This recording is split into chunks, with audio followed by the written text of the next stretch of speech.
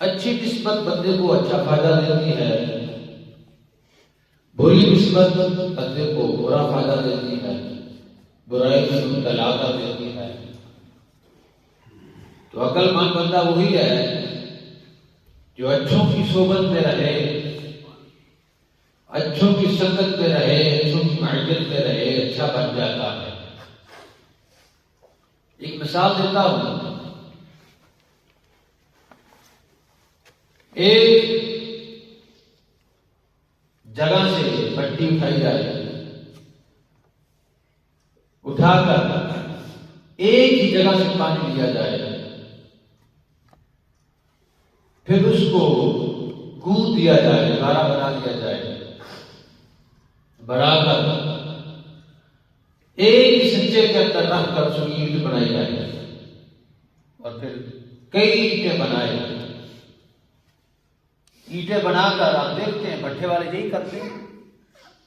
اینٹیں بنا کر ایک ہی آگ پر پکا دیا جائے، ہزاروں اینٹیں تیار ہوتی ہیں، لاکھوں تیار ہوتی ہیں، ایک ہی جگہ سے مٹی اٹھائی، ایک ہی جگہ سے پانی لیا، ان کو گوندھ دیا، پھر ایک ہی سچے کے اندر اینٹ تیار کی اور پھر اس کو ایک ہی آگ پر پکا دیا، ہزاروں اینٹیں بنی، خریدنے والے نے خرید کر لے آیا، ایک ہی مٹی اور پانی سے تیار ہونے والی، ایک ہی آگ پر پکنے والی اینٹیں خریدنے والا خرید کر لا کر ان میں سے کچھ اینٹوں کو یہاں مسجد میں محراب و منبر میں در و دیوار میں لگا دیتا ہے، اور انہی میں سے بعض اینٹوں کو وہ اٹھا کر واش روم میں لگا دیتا ہے۔ فرق ہے، سمجھنے والی بات ہے، غور کرنے والی بات ہے۔ ایک ہی مٹی سے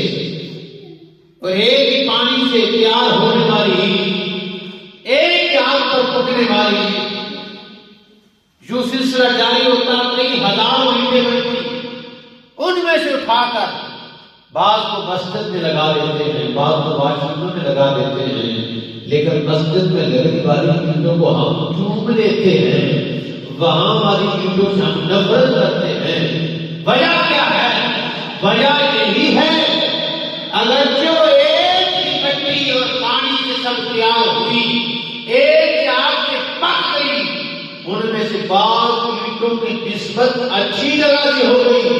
بعض کی بری جگہ سے ہو گئی، جو اچھی جگہ سے ہوئی وہ چومنے کے لائق ہو گئی، جو بری جگہ سے ہوئی وہ دوری اور نفرت کی لائق ہو گئی۔ ہمارے لیے سبق یہ بنا، اگر ہماری نسبت اچھوں سے ہو جائے، اللہ والوں سے ہو جائے، تو پھر ہم عام لوگوں سے ہٹ کر اتنا اونچا مقام پا جائیں گے، پھر لوگ ہماری قدر کریں گے، ہمارے بھی ہاتھ چومنے والے بن جائیں گے۔ اگر ہم نے اپنے آپ کو گرو کی صحبت میں رکھا تو ہم بعض لوگوں کی آنکھوں کے اندر ہم قابل نفرت بن جائیں گے۔ اس لیے عقل مند وہی ہے جو اپنی نسبت کو اچھوں کے ساتھ جوڑ لیتا ہے۔